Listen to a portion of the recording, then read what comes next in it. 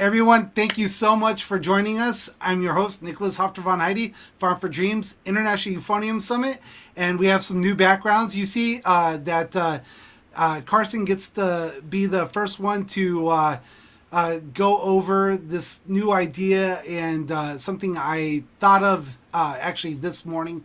It is September 10th as the time of the recording, and we'd like to welcome back for his second in series, Carson de la Rosa. Thanks for having me. Appreciate the welcome. Absolutely.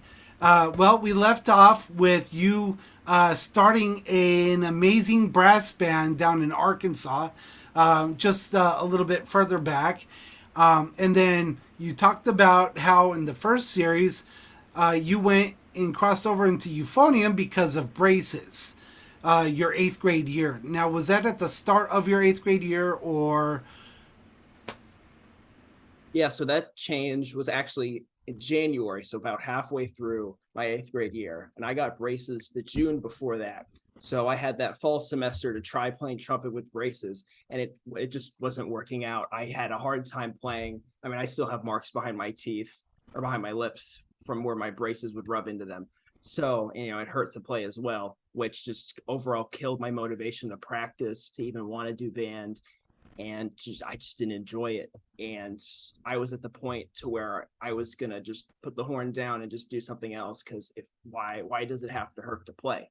And obviously my parents are very supportive of me. So my mom was like, "You're gonna make it's a bad idea. You're gonna regret this." And at the time I was like, "I'll be fine. I want to go do cross country." That's what I was set on doing. And, looking back now, I think that's hilarious, because that's not at all what I want to do now with my time. Oh, man, no way. But, at that time, I thought, this is great. I love that. This is great. I love it. So I forgot what it was called, but it was when we went to the high school to go make our schedules for the next year for high school with a counselor and be like, okay, this is the electives you take. These are the activities. This is your coursework, etc.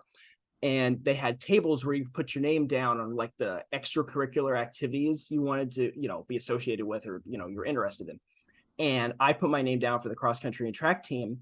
And we went by the band table, and I told my mom, "No, I don't want to do it. I don't want to do it." And she was like, "You're going to make a bad idea. This is a bad idea. You're going to regret this."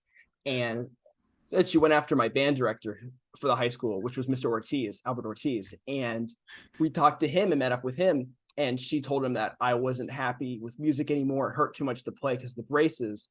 And he said, "Well, we can switch you to euphonium. The mouthpiece is bigger. It's not going to rub up against your braces. And, fingerings are pretty much the same. I mean, for B flat treble, obviously, but it's not, it's not that big of a switch compared to like trombone would be, or horn. I mean, I wouldn't go to horn. That would make the situation even worse. But so I buzzed on a euphonium mouthpiece in his office. I put the thing up, and around my lips, I didn't feel my braces, rubbing up against my teeth, or rubbing up against my lips. And I thought, okay, you know what? I'll give this a try. A change of pace too, maybe will help me get back into it. And it did. I mean, I liked the new instrument. I liked I just liked being around something that was new for me. And that just restarted the flame and my spark for music. And then I just took off from there. And I was just eat, sleep, breathe euphonium for a couple of years. And then, I still am to this day, obviously. Well, so much so, it's interesting that you say that, because in the podcast version of this segment here, we actually cover what's going on in Carson's life. He just put out something really amazing. He's going to be doing something spectacular on October 15th. So a quick shout out to what you're doing. You want to go ahead and let our viewers know that are watching this now? Yeah, sure. So on October 15th, I'm going to be performing Philip Sparks' Euphonium Concerto No. 1 with the Rutgers Wind Ensemble. I participated in the school's concerto competition last spring and won the undergrad division for that. So I'll get to be playing it with the Wind Ensemble, which is a first for me. I've never played a solo with any band before, only with accompanists. So it's going to be stepping into some brand new territory for me. So I'm beyond excited to dive into this. And I'll also have to play another concerto that same night, the Kevin Day Concerto for Wind Ensemble. So it's going to be a lot of finger wiggling and high notes. So I'm looking forward to that night. It's going to be a true test of my endurance. I was thinking about that yesterday, and I was like, oh man, this is gonna kill me. But it's fun, so I'll enjoy it for sure. So have you reached out to those that are like, especially in the brass band segment that you're so well versed in? You currently sit. What chair are you in the Princeton brass band? Second baritone. I've been Second. in that seat for a year and pretty much a year and a half now. Okay, that's pretty awesome. So you haven't really sat in front of a band either as a solo featurist for a baritone one or a euphonium one, correct? No, the only other seat I've sat in is Youth 2, which was this summer. So, but I've had the most time in that second baritone seat. That's pretty cool. And do you actually use a baritone or do you use? Oh yeah, oh yeah, Okay. yeah. We have complete instrumentation. We have 2 best in prestige baritones in Princeton. So Oh, beautiful. Are those compensating by chance? yes, they are for Oh, valve that's compensating. Yeah. oh, that's gorgeous. That's gorgeous. Looking forward to hearing what they do. We talked about the British Open because that was just yesterday, and gotten to geek out on the podcast about that a little bit beforehand. So if you haven't listened to the podcast, find the link to your favorite podcast below and head over to listen to the pre-interview for this actual segment and series. So going back and to the high school with Mr. Ortiz and showing you the euphonium mouthpiece, buzzing. It feels great. What was the mindset like? I'm sure your mom was relieved that you're not going to have that regret, but what was it like kind of transferring over into euphonium? Well, it was pretty overwhelming at first, especially with the fact that they gave me B flat treble music, but I was told you can't, baby, you can't piggyback off this forever. You have to learn bass clef at some point because you're going to be in a situation where, oh no, there's not a B flat treble part, and then you can't read the music. So having that in the back of my mind was a little stressful, but I just was like, you know what, we got to take this one step at a time. So I just kind of figured out how to sound good, how to fit in with everybody in that section. Because our junior high band was pretty solid junior high band, a pretty big junior high band too. I think there were 4 of us. There were 4 euphoniums in our section and like 5 tubas. So Hold on. So pause. Are you telling me that you like switched over like that January for? Yeah. Oh yeah. It was instant. Yeah. Yeah. It Oh was my very goodness. instant. Yeah. Oh yeah.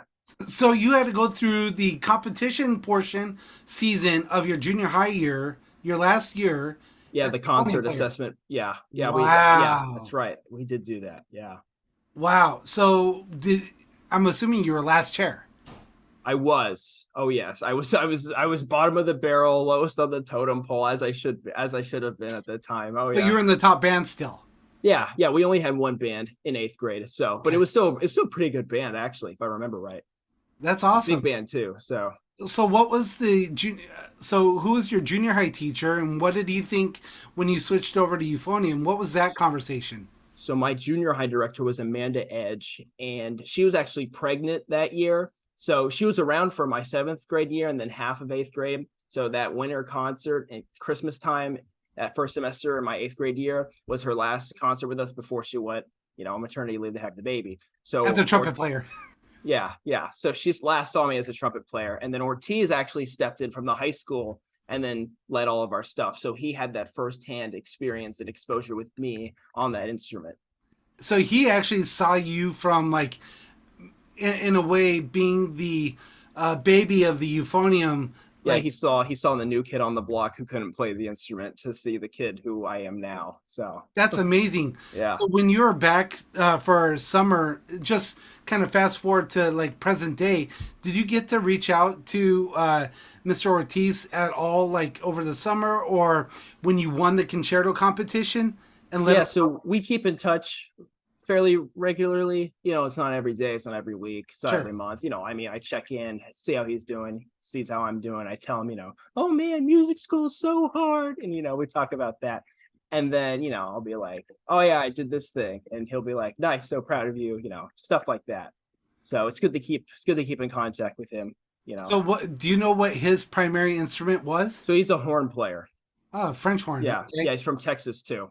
Oh, okay. So has he gotten into the brass band fever as well, or No, no? he hasn't stepped foot in that realm yet. Would be cool if he did, but That's funny you say yet. yeah. I mean, anything can happen. I mean, he's fairly young, so I Okay. see him happening. I could see it happening, you know. Do But you think he's from Edinburgh, Edinburgh? Texas. Yeah. Okay, that's right down the road. Okay. Alrighty, that's cool. I think Edinburgh.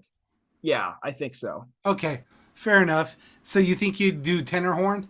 He could. I mean, I know a place where he could do it. So, but we'll see. We'll see. It's not everyone's cup of tea. I mean, you know, brass band's a whole other animal. So, Yeah, but I think it'd be more palatable for those that are getting into brass band from DCI perspective. yeah, How true. competitive it is, as well as, just the sheer, like I said, bravado. I mean, it's really intense. Man, I would argue it's more intense, obviously. But yeah, well, on the lips and not the physical demands per se, except for if you're in Buckingham Palace, that Birmingham or Buckingham, Birmingham, British Open, yeah. was it Birmingham? Oh man. Oh man. Hold on. Let's see who can search that out real quick. I know what it looks like. I know what the hall looks like. It's gorgeous. Yeah, it is. I saw the before and okay, so we are in the Symphony Hall, Birmingham. Birmingham. Yep. Okay, Yep. yep. Yep. Symphony Hall, The big Birmingham. dome round Yeah. building. Yeah, it's gorgeous. It's on my Yeah. bucket list to get there one of these days. It just happens at the worst time for a college student. So it's like, ooh, I'd have to miss, the beginning of the semester. So it's really interesting prepping into kind of on a tangent here. Maybe we'll cover the NABA competition happening pretty soon here on the post show over in the podcast. So if you're watching this, go over into the podcast once this wraps up and follow that conversation we'll dive into. So back to topic, and Mr. Ortiz conducting the 8th grade or the junior high band Yeah, right. through the competition season. What was it like getting your feet wet for marching band and getting ready for high school marching band? I mean, that's pretty crazy. Yeah. So when I switched, I mean, obviously so many things were new. And especially with that semester doing concert assessment in Arkansas. And in Arkansas, you have to play a march, you have to play a fairly hard piece, and then I think a melodic piece. Go something like that. I know you have to do a march. It's been a couple of years since I've been there for that. So we did that with him. And then we also played at some concert band festival in Branson, Missouri. I don't remember the name, but we walked away with the trophy, and it wasn't a participation trophy. So I think we did pretty good there. But then once all that ended, we had, the spring camps for marching band. I was trying to think of the name. Sorry. The spring marching band camps. And, it's the first time I ever marched or held a baritone, and baritone's heavy, very, very heavy for someone of my size at the time. So are you talking about the bell front baritone or the baritone like bugle? Bugle wise. Okay. The bugle B flat. Yeah. Yeah. So, it's heavy, so heavy. I remember in the moment being like, oh my gosh, I can't do this. And I mean, my back was, I was, slumped over and all that. And I thought, man, why did I switch to baritone? Why didn't I stay on trumpet? I could have been on Team Paperclip, like, Team Paperclip. I love that. Yeah. So, and it was very overwhelming at first. And I was actually supposed to be, so we had auditions that year. And we were placed into three groups. The A team, you had a dot, you were on the field the whole time. B team was alternates, so you shared a dot with somebody. And then C team was just you can't do it because you have to work or you've taken too many AP classes or yeah. So I was actually on the B team. I was supposed to have a dot that I shared with somebody. Crazy. And I was just, I don't want to say I didn't care. I just was like, whatever. I'm new to this. This thing's heavy. I'm a scrawny little child, at the time I was. So I just thought, I'm fine with this. I'll grow into it, And then we had band camp, and then I forgot what changed, but then I got bumped up to A team and didn't share a dot. I wasn't a shadow. I had a dot. So I forgot what happened. That was 7 years. No way. 6 years ago. Yeah, 6 years ago. Man, time flies. That was 6 years ago. It was 2017. Man, feels like yesterday. So you upgraded into A team your freshman year. Yeah. Yep. And that's including playing and stuff like that. Yeah, I was on bottom split lead. So top part. Wow. Okay. Yeah. So, all right, I think there was like 20, 25 of us in that section that year. It's the biggest one we had when I was there. Wow. Yeah. So did you audition already for like wind ensemble, like top band? Yeah, so we actually, I think we did that. Did we do that before? Yeah, we had to have done, we did that before. Yeah, we did. So we had those auditions. That was by far the most demanding rep I had to play in an audition for that school at the time. Every year after that, it just got easier for some reason. But we had a couple etudes we had to play for the all-region, all-state etudes for that year in Arkansas, and then some other etude I think that they just came up with. And it was all hard stuff. And it was stuff I was like, whoa, now I have to play this, this high school material and an instrument I'm pretty new with. So I'm glad I had the valve experience and the B flat fingerings under my fingers at the time, because then I was still reading the B flat treble parts. So not treble clef? Yeah, it was B flat. I was reading the B flat treble Roche okay. and Tyrell etudes. That's what we pulled from. So yeah, I practiced those with the guy I took lessons with at the time. Wasn't Michael, it's Bill Punch, trumpet player, right? The guy who taught trumpet to me before.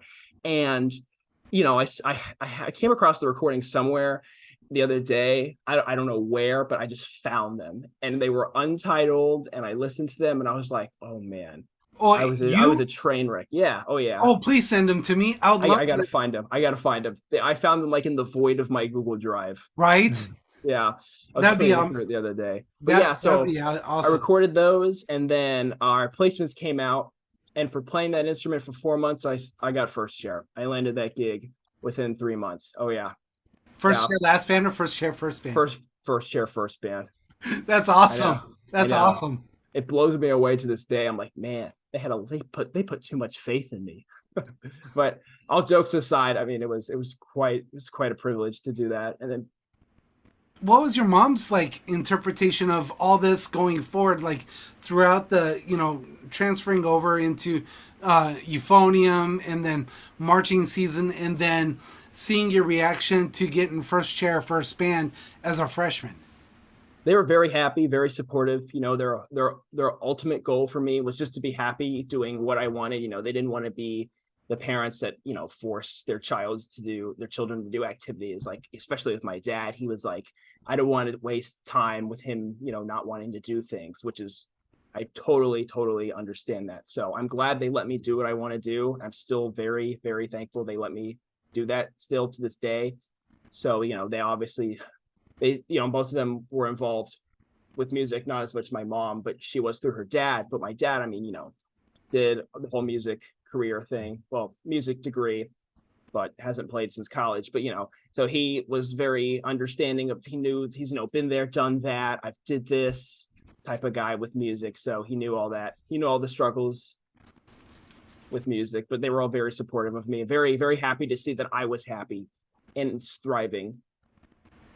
Okay, so to recap for those that don't know, we did cover Carson's parents. At least I have that your mom's dad was in the big band and played trumpet. Yeah. Okay, cool. But yeah, he was a gigging musician. Yeah, he was a gigging musician, which it's interesting because the conversation we're going to have in the podcast, a term that I'm not familiar with that I've just understood is the word busker. And it's a gigging musician who goes and gets paid to do what they are to do. So he was an original busker. Yeah. Oh yeah. So that's really cool. What did your dad play again? He was a tuba player. Tuba, that's right. For some reason I didn't. It must be somewhere in my notes here, but Oh well, it is now. Because I love to make notes while I'm having these conversations because it gives us some really great material and stuff to dive deep on and stuff like that. Hmm. So, as your parents were, supporting you and as you're growing and developing as a euphonium player now, I mean, did you try out for region band that year also? Your In freshman junior, year? freshman year of high school, yeah, it was a requirement since I was in the top ensemble. That was a requirement. I placed second band, third chair. And it's funny because that year, one of my friends who also played euphonium, but also wasn't into music as much as I was, he beat me. And still to this day, he has not let that go. He still gives me a hard time because he knows I'm so into it now and doing really well. And he goes, "Hey, man, just remember that time I beat you. Don't forget about that. You got to watch out. Stay clear of me." Because he's like, "I'm always going to come and take you down one of these days." I'm like, "Yeah." And, he hasn't touched the horn since high school, but, we still have a good laugh about that. That's a good motivator in a way. Yeah. Just to bring that up, that edge, that one up. That's Yeah. that's funny. So, what was it like your sophomore year going into having such a successful first full year of euphonium? Going into, I'm assuming you got promoted to section leader your sophomore year. No, actually, I Really? was no, yeah, we had a lot of upperclassmen, so I didn't put my name into the pool for leadership that year. I did the following year though. But yeah, so that sophomore year was a good year. I actually was second chair wind ensemble that year because we had an eighth grader come up who was pretty good.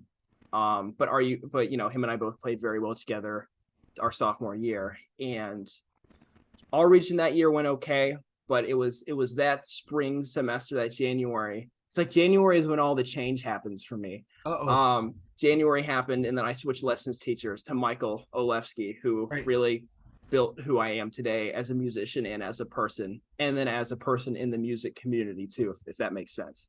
A lot of my Absolutely. opinions and a lot of my preferences of music come directly from him, and how things should be done Okay, come from him. so you learned your majority of your principles and your foundations. You attribute that to Michael Oleski. Oh yeah, I would say 95%, if not 100. But there's a little wiggle room in there. But Sure. oh yeah. Like the keys. Yeah, oh yeah. Oh yeah. Oh, that's cool. So spring 2018, you switched over. I mean, Bill Punch can only teach you so much on trumpet. Yeah. And as a band director who didn't play euphonium, I mean, he could, when it came to euphonium pedagogy, that's where he lacked. And so he thought, this other guy's gonna help him out more. I'm appreciative that he sent me that way and he cared to do that. Because he could have just kept me as a Sure. student and just taken my money, like some people do. But obviously he didn't do that. And he's an awesome, awesome guy. Still keep in touch with him today. Still a great role model, still a great guy. Love him to pieces. So I'm looking forward to hearing, what we covered on that podcast before this segment on the video started, to seeing how many actually tune into your live feed. That's going to be on October 15th. That's going to be really exciting. So spring 2018, you're sitting second chair, top band, and to a really an amazing and talented freshman. What was it like during the all region season? Where did you both place? Well, in Arkansas, so they do it a little differently, how a lot of states do it. So junior high all region is 7th through 9th grade. And then senior high is 10, 11, 12. Yeah. So you were in two different bands. Yeah, we were in two separate sections. So it's just one of those, as we call it, one of those weird Arkansas things. So I would say that's unique. Yes, it's very unique what I found, because a lot of states just do high school 9 to 12, which makes sense. Sort of. So in Texas, my senior year in high school back in 98, 99, they actually switched the whole all region system in the state of Texas, where you can audition as a freshman and then you have everyone else in high school. So Okay. you have two different bands. But that year was, and I don't know how many years afterward that they had, where you can actually audition for both bands and Okay. you can play in both bands. It's not allowed anymore. Hmm. So you can audition for both bands. But if you make the freshman band and you choose to stay there, I don't think you can audition for the big boy band as we call it. Right. And so you can only play in one ensemble. Not to say that you can't do all region jazz or all region orchestra, and those are some premier spots. But Yeah. most euphonium players, most musicians in general in high school don't know those two elements exist in the all region like world. Hmm. So it's really really interesting. I can't wait to get these finally out there so people understand, the parents and students alike can explore like other options. I know euphonium, there's no orchestral spot for us, but there is bass trumpet, and there's also bass trombone, there's regular trombone, and there's also tuba. So there's different ways to kind of manage and grow your musicianship throughout high school. So, spring 2018, he's in one band. I'm assuming he made. I don't remember. It was a blur. What did you do? Oh, I was second band something. I was bottom of the barrel still because I couldn't play in time. So that's where the judges docked me. Okay, fair enough. Yeah. So, I mean, and then so you hadn't, if it's anything like Texas All Region, I don't think you had switched from Bill Punch over to Michael Oleski just yet. Yeah. So you, it's interesting because Michael Oleski is also a trombone player in, from my notes from our first series, right? Yes. Trombone Okay, primary. He does play euphonium and he can play euphonium very well, but is trombone primary 100%. that's awesome. Okay, so um, going into your upperclassmen years, um, and stepping up into that section leader role, that junior year, what was that like? Was there any like hardships or kind of, sentiments that were changing as you kind of grew up and matured a little bit more? Oh, absolutely. There was first of all, there was a lot of backlash towards me because everybody thought I was a total goofball to be in that position. So they're all like, "What? How did he get it?" So, obviously, I'm good friends with every one of those people who said, "Why did he get this job?" I mean, that is my friend group to this day, and we still joke about it. And they were all like, "What? How did this guy get it?" So at first, I wasn't welcomed, but I mean, it grew on them over time, and then they started, I don't want to say taking me seriously, but I grew into the position. It taught me a lot of great things about communication and then being clear and precise with how you say things because, I can say something that makes total sense to me in my head. And then the second I say it, it just sounds like gibberish. So I had to learn to work through that. I still am today, but that was something that I learned from that experience and something that I'm grateful, especially for that. But there was just a lot of new things I had to navigate, especially with people skills. And I mean, we were a large section. I mean, there was about there's still 20 plus that year. So there's a lot of people. And then of course you got the antsy little freshman, and then that one guy who thinks he's top dog. And so you got to learn to work with different types of people too, which is a great thing to learn how to do, especially in high school. And the great thing about music in general, especially marching band in high school, is that all these skills complement each other. So even if you don't go into music, like let's say you go into like, I don't know, mechanical engineering, you're still going to have to learn to work with people. So these skills, you build them and develop them early on. So then you're just able to do the job once you get into the workforce. So that's why I think music in general is just great for kids to take advantage of, even if you don't major in music. Like you don't have to take it seriously. Like everyone a lot of people at my school said, "Oh, I'm not going to be a music major, I don't have to take this that seriously." And I'm like, I mean, yes and no. I mean, you can still take it seriously and get more out of it than not taking it as seriously. So it's the eye of the beholder for stuff like that. So I want to kind of dive a little bit back into your starting up freshman, sophomore, even your junior year being a section leader, were your parents involved in band boosters? They were, but not on the whole leadership board aspect. They volunteered. So like our football stadium had a concession stand, and the band boosters operated the main concession stand on the home side. So we got profits. It's a great way to do that. I wish every school in America would have it set up like that, because it's just such a great way to get money and then, volunteer hours and whatever. So, that was my parents helped there. They took on those roles, but other than that, they were in the stands cheering me on. So That's awesome. Did you find them? Did they go into any of the competitions with you as well?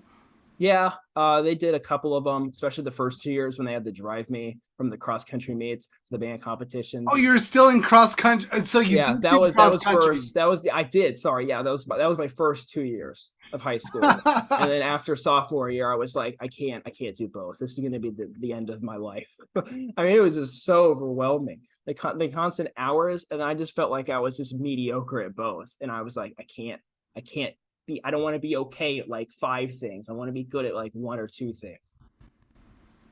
That's something my dad especially emphasized to me and stressed. He was like, you can't do everything, Carson. You gotta narrow down the focus.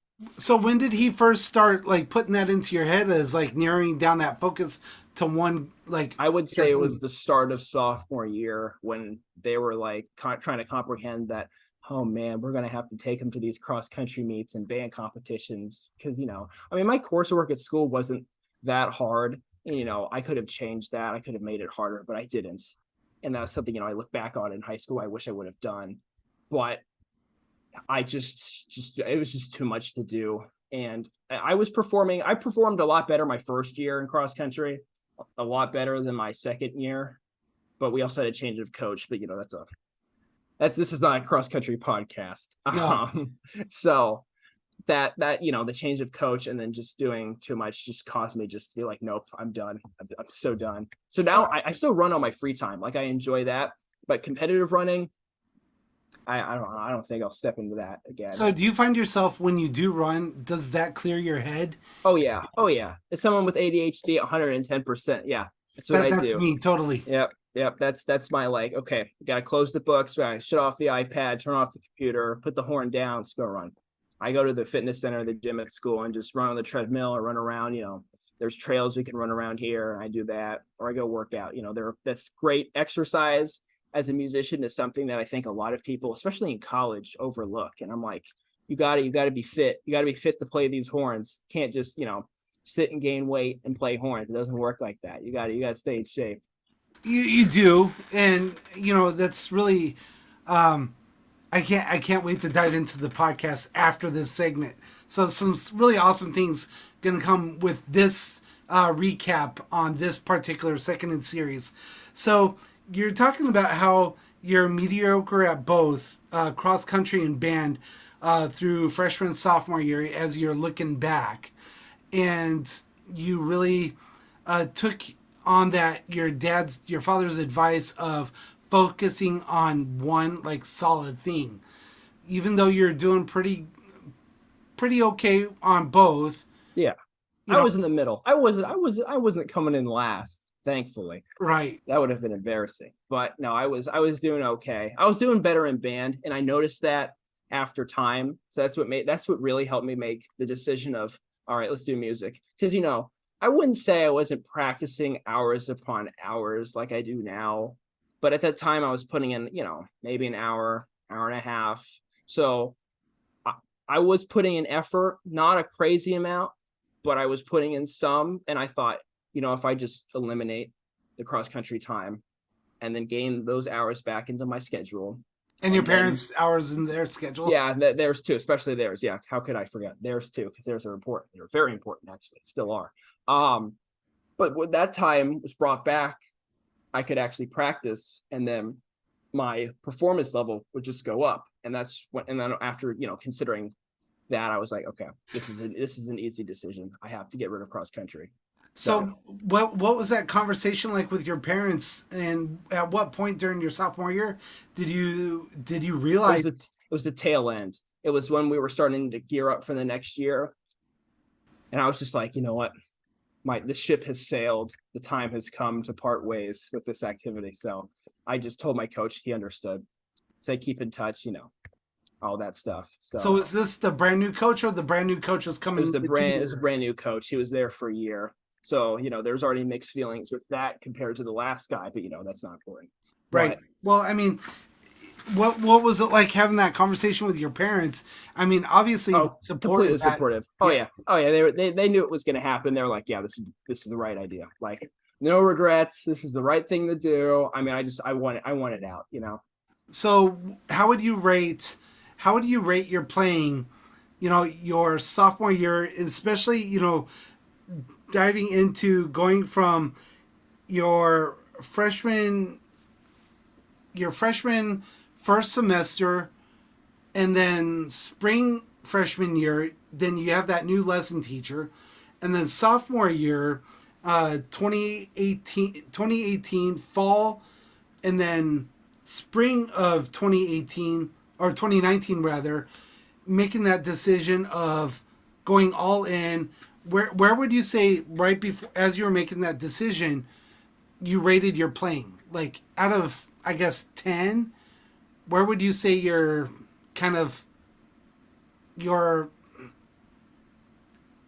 I almost want to say control. What's that baseline that you think you were at that point of potential out of 10? I would say just opening up the cover of the book, like Wow. just Like, yeah. I mean, I looking back in the moment, absolutely. I thought I was doing pretty good. Obviously, my overall awareness then wasn't as good as it is now. So I thought I was doing pretty good, but there's so many holes in my playing. I was like, man, I'm glad I fixed all that stuff now, but then it was just like, ooh. So you So you literally like graduated a whole nother framework, another mindset when you did that, huh? oh yeah, yeah, that's a good way to put it. That's amazing. So when did your parents first notice a difference in your playing? I would say the second we let cross country go and being out of that for a couple Wow. months, and they're like, yeah, this is meant to be. This is what God. This is what we all want. It's what we all want to happen. So I mean, it was just I consider that a blessing in disguise, to be honest. Because if I would have, I mean, I think I had maybe like one small offer to go run somewhere, but it wasn't anything crazy. I don't remember where, but I'm just glad I didn't go down that route, because I just don't think I would be satisfied with my life if I would have, run and done some 9 to 5, not to say they're bad jobs, but just for someone of my, someone of my personality and what I look for, it's just not my cup of tea. So getting into your,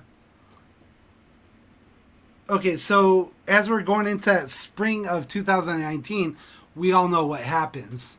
That as of September 10th, 2023, we know what happens spring of 2019, and I guess that was another possible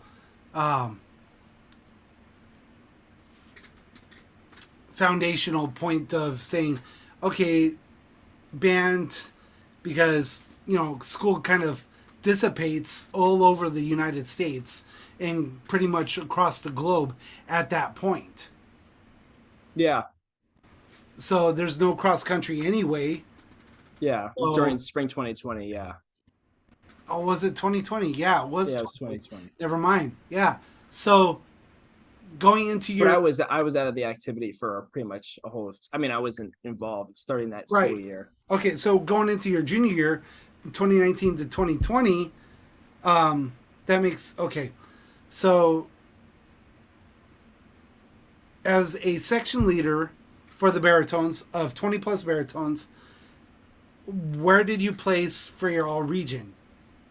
So region that year was first band, fourth chair. It's the first time I made first band. I actually got to work with someone who's a dear friend of mine now. His name is Brandon Holst. He is now one of the flight commanders and assistant conductors of the premier Air Force Band in DC. I love him to pieces. He's incredible.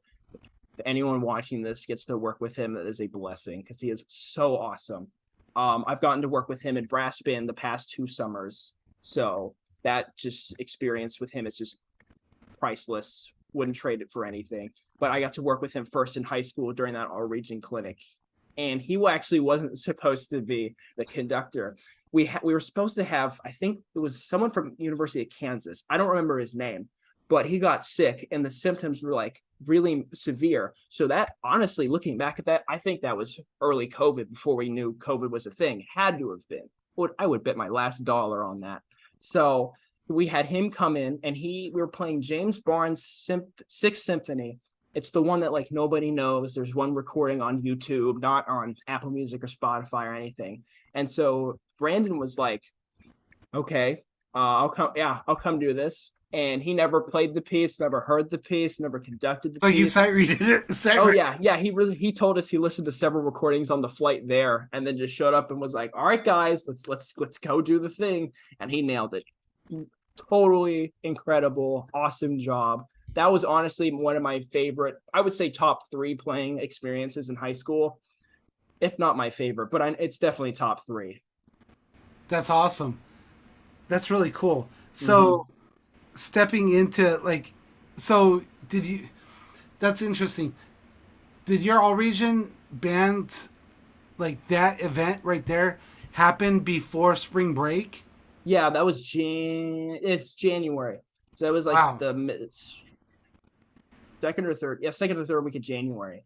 Wow. And then we had all state auditions beginning of February. And so that was actually my first all state audition that year. Oh, you got to go to all state as well? Yeah. So I think it was the top. I think everyone from the first band and like the first and second chairs from the bottom band, and then the next 2 after them were alternates. So I was on that list of people who qualified. That was the first time I ever qualified. And that all-state audition was awful. So awful. I prepared the excerpts. The solos are great. The scales is what got me. And to this day, it's embarrassing because it's like, man, I played the socks off, all those etudes. And then I get to the ba, ba, ba, ba, ba. I couldn't do that. I didn't know my scales. Yeah. So what scales were covered? Oh, man. What scales did you learn after that event? Well, all of them. Oh, man. All of them. The only one I remember is A minor, and I don't know why that one was so hard, but my concept of just A, B, C, I just didn't have that in my head. So I like played it, and I kept like going up and down, like ba ba ba ba ba ba ba. I kept like restarting, and I was oh no. At the audition? Oh yeah. Oh, that's bad. Oh yeah. First all-state audition. Still have the score sheet.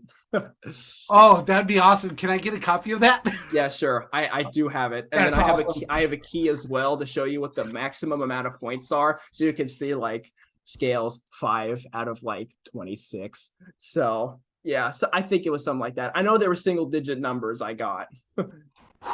Yeah. And then the next year in senior year, I made all-state. So hold on. We're not there yet.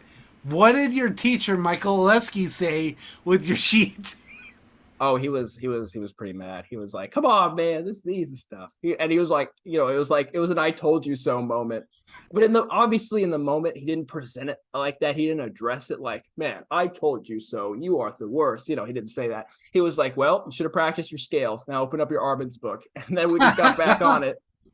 Oh, that's awesome. And then he made me write out the circle. Like he'd always quiz me on the circle of fifths. Yes. That thing scared the living crap out of me in my lessons. Because if I messed up or even hesitated for a second on whatever key was next, he'd just sigh and then grab a paper. And then he had some like bowl in his office. And then he would trace the bowl like very intensely on the paper with his pencil and like dramatically trace this circle and then throw it on my stand and be like, "I'll be back in 5 minutes." And then he would just walk out of the room and go talk to somebody and then come back. And then he'd quiz me on the circle.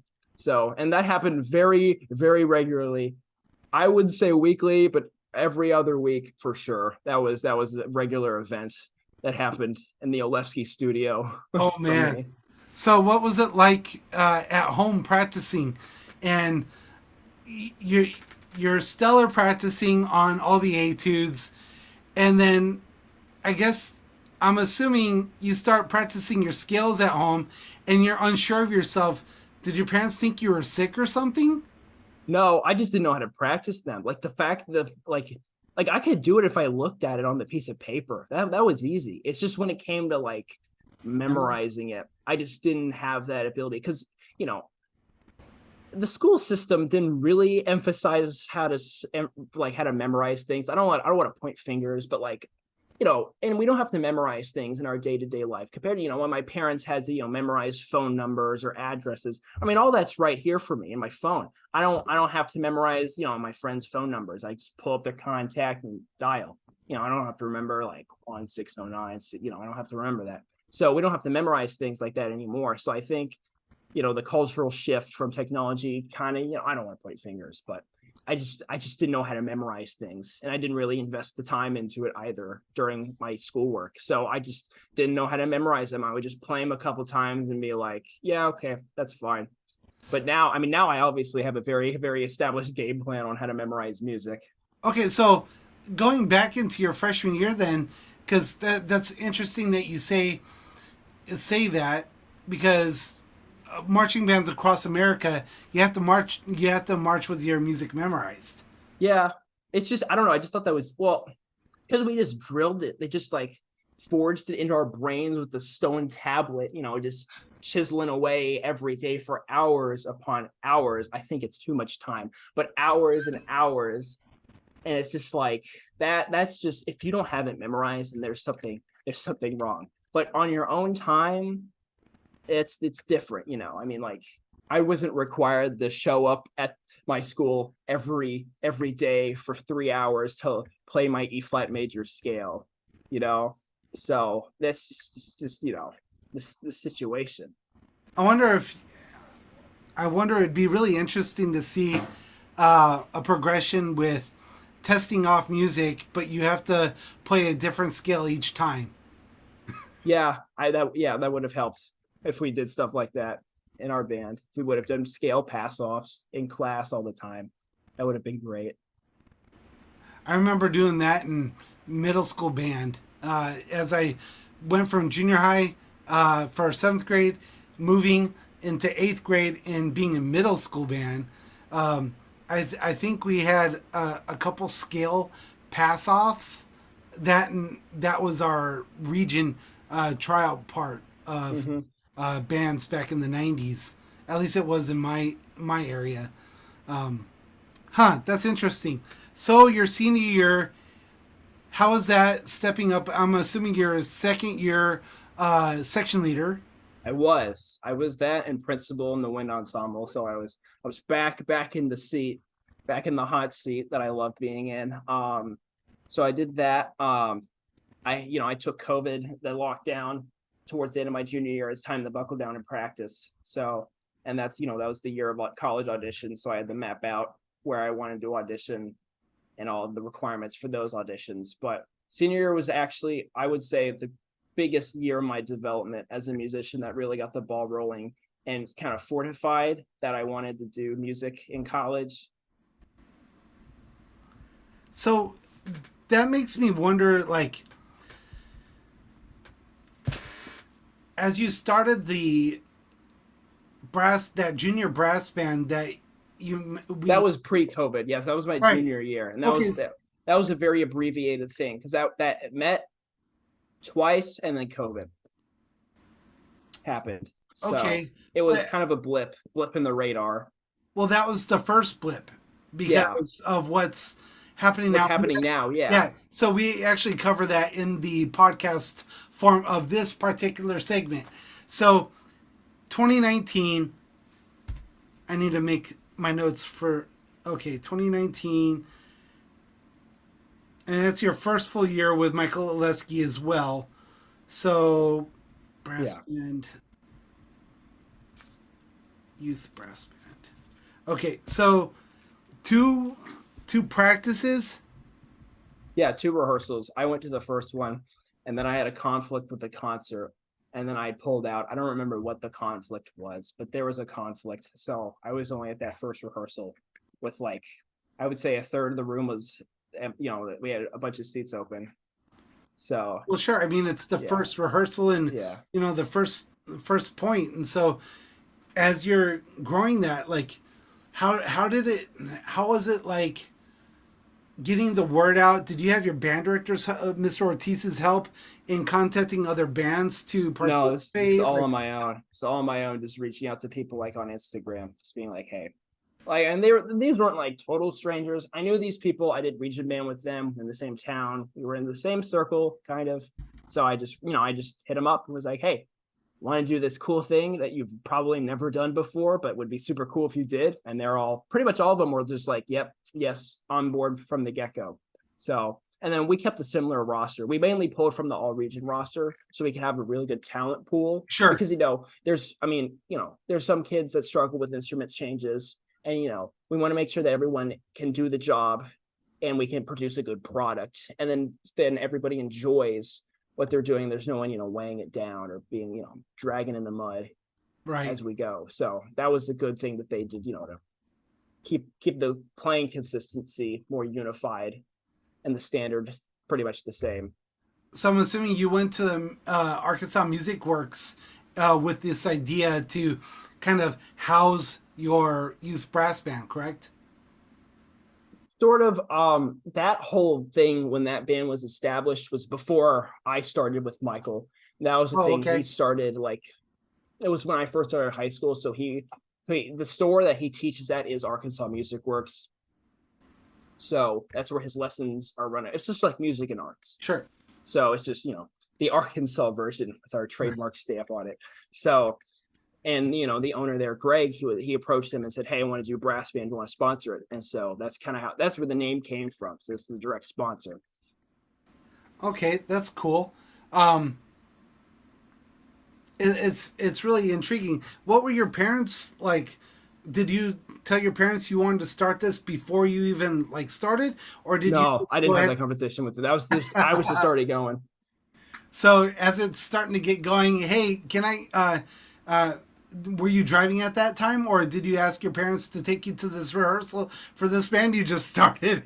Yeah. So I didn't drive then. So yeah, they did drive me that one time. So What did that conversation go like? I mean, hey, mom, dad, can you take me to this rehearsal? Rehearsal for what? Like, what's going on? yeah, I just told him, I said, hey, youth brass band starting up. And, I told him, I'm like, Michael, my teacher, is running this. And they're like, sure, that sounds like fun. And they took me. So, but it was only that one time. But I mean, they But obviously had no still, problem. Yeah. I mean, I told them it wasn't like a total, like the day of, I wasn't like, hey, can I go do this thing? I mean, I told them, but it wasn't like, I didn't tell them from the get go, oh yeah, I'm trying to do this thing. I don't want to throw out ideas that don't happen. I don't want to be all the talk. I want to do the job and do the thing and make the thing and then talk about it. that's Like, I that's don't want to overhype things because I've been in so many situations where people are like, man, I'm going to make this thing. It's going to be great. And then nothing happens. It's like the most underwhelming thing ever. And I just was like, we have too many experiences and things like that go on. So let's just make something that's real. absolutely. I think that's really awesome. And so your senior year, making all state. I mean, obviously you made first chair, first band for your high school, and then going into all region. I was first chair for my region. And then in the States, I did make it that year. And our top 7 euphoniums that year were cracked. Absolutely insane monster players who are all music majors in the state of Arkansas right now. I'm the only one that left somehow. But so it was, I mean, I would argue that in Arkansas for all-state, clarinet, euphonium, most competitive, hands down. At least when I was there. I don't know what it looks like now, but when I was there, I was like, man, I'm going to make it. I play euphonium because who plays euphonium in Arkansas? Everyone in Arkansas plays euphonium. It is the coolest thing. But I just was so caught off guard that first year of my junior year when I had that audition. I didn't realize how many people there were. I mean, I think there were like, now I know you're from Texas, so this is not going to be a big number for you, but there was like 70 of us in that pool. And I was just Wow. like mind blown. My jaw was on the floor, like, oh my gosh, that's a lot of people I have to compete against. And we had 3 bands. Most states have 2 bands for all state. We had 3. So I don't remember how many they took. They take 4 for the first band, 6 for the second, and I don't remember how many for the third. But obviously, I didn't make it junior year. Senior year, I was number 6 or 5 or 6. I was number 6. I was second chair, second band. So my goal that year was to be first year All-State, but I got destroyed by this kid named Josh Fuentes, who's actually at UCA with yeah. Gail Robertson. He's Uh-huh. a great friend of mine, absolute monster, insane player, especially in high school. I remember hearing him play. I was like, man, he's the same age as me. What am I doing wrong? Like, he just blew me away. He's very consistent. That's awesome. Looking forward to talking to him a little bit more here soon enough. Wow, that's ridiculous. And then, just the full circle. I'm recounting all the conversations and interviews and all the special moments that we've had here on the International Euphonium Summit series, and it's just how special, how unique the euphonium world is, and the world in general, and growing from Euphonium Summit to international, going from only United States to 11 countries worldwide so far, and then all the stories that interplay with each other. It's really dynamic. I can't wait to get us all in one room together, like for the Mastermind Cruise or for the actual like in-person International Euphonium Summit. It's gonna be off the wall, amazing. And I'm thinking, as my clarinet, one of my kids who plays the clarinet, he makes this comment that we tend to look like our instruments that we play, and I would have to agree. As I thought about that more and more, and as I'm doing this currently, I could see Euphonium as as Arkansas.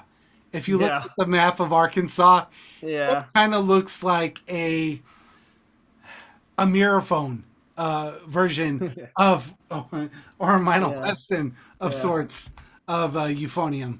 Definitely not a Yamaha or a Besson. Yeah. That's interesting. Yeah. So I want to thank you again, Carson, for wrapping up your, as we wrap up the second in series for Carson De La Rosa. Thank you so much for watching and being part of these conversations as an audience, as a future or current euphonium artist or a parent, getting the, the inside and behind the scenes of the minds of those who perform on the euphonium and make this, some substance to this life that we live currently. Carson, thank you so much for coming on for the second installment, and look forward to our third and diving into that transition into your freshman year of Rutgers. Yes. The whole brass band story too. That would be a good one. Absolutely. I can't wait to start, continue your segments. As I'm making even more notes,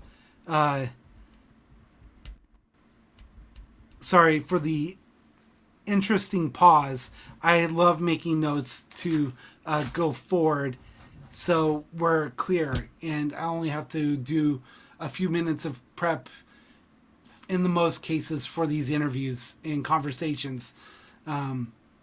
So if you're not privy to the podcast, we're going to go back over to the podcast segment to recap this interview, to recap what we started talking about even before this recording started. So find the link to your favorite podcast below.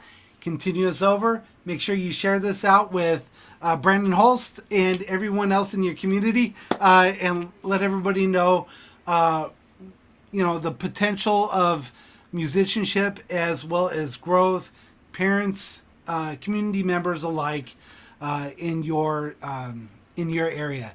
So again, thank you so much for joining us today, and we'll see you next time. Thanks, everybody.